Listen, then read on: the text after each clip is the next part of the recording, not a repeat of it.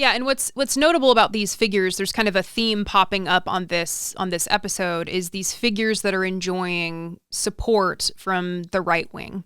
And it is people who are sympathetic to racist conspiracies. It's people who are sympathetic to vaccine conspiracies. Yeah. All of these different conspiracy theories. And of course, you have the more extreme situations like we have in Oklahoma. We just learned of reporting from, I think, Christopher Mathias in Huffington Post, and then another reporter where we're going to play her news package from NBC News here. But there was actually a man in Oklahoma who participated in the Unite the Right rally, like held the Tiki torch. That's Charlottesville, for those of you who don't track this stuff or retain it in your brains. Yeah, so this guy who very clearly has white supremacist views, white supremacist ties, Judd Blevins is his name.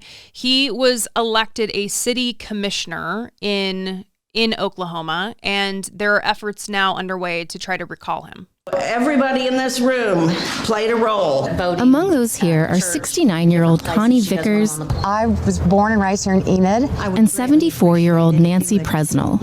I've lived here most of my life. They're best friends and Democrats, rare in the deeply conservative county. Both retired, but hard at work. How many doors did you knock on? I don't know. Yeah, it was a lot. Enough to get the signatures needed for a recall election of City Commissioner Judd Blevins.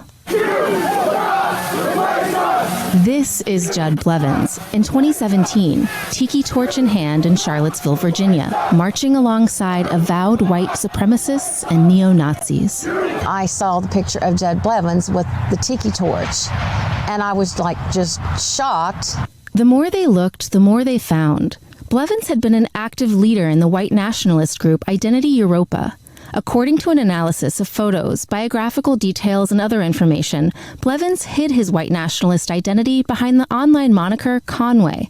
In private online forums reviewed by NBC News, Blevins, as Conway, posted racist messages and praised Hitler. And yet, when the former Marine ran for city commissioner last year as a conservative Republican, he won by 36 votes.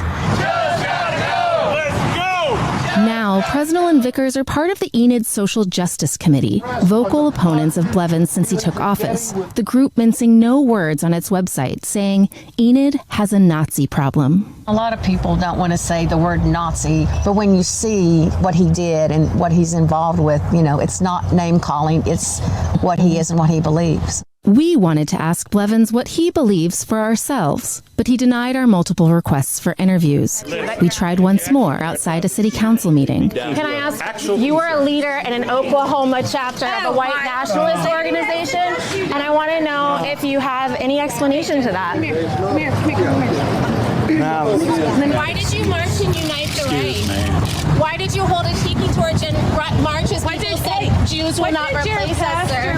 I've been a conservative all my life. Cindy Allen was editor and publisher of the Enid News and Eagle when Blevins won. Her paper had published a front-page story about his past prior to the election. Blevins called it a hit piece. We followed up many times, and he never would answer us. And yet he won. He won. There's an opportunity now to address what kind of tolerance of extremism this community is going to have. Enid's mayor, David Mason, also a conservative Republican, says behind closed doors, Blevins admitted to his involvement in white nationalist activities. And my follow-up question was, are you still involved with those groups? And he told me I do not have to answer that question. And my thought was, you just did. Blevins' opponent in the recall election, set for April 2nd, is a Republican too. She didn't want to talk about the race with us, a race that most here see as squarely about Blevins. If we vote him in a second time, it probably says a lot about who we are. That identity is exactly what Vickers and Presnell are working for. National white supremacist organizations have called you two outrageous Antifa commandos. Badge of honor. What happens if you don't win? We keep putting up a fight.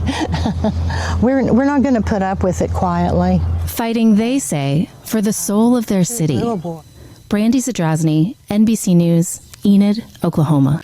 And this was a lengthier news package, and so the beginning part of it was cut off, but the beginning part of it was members of the community who are leading the effort to get him out of his position were meeting in private. It was not like widely publicized where they were going to be. And that is, I mean, that says something right there, that you are leading an effort to recall someone who has active white supremacist ties, active ties to these white supremacist organizations and these beliefs.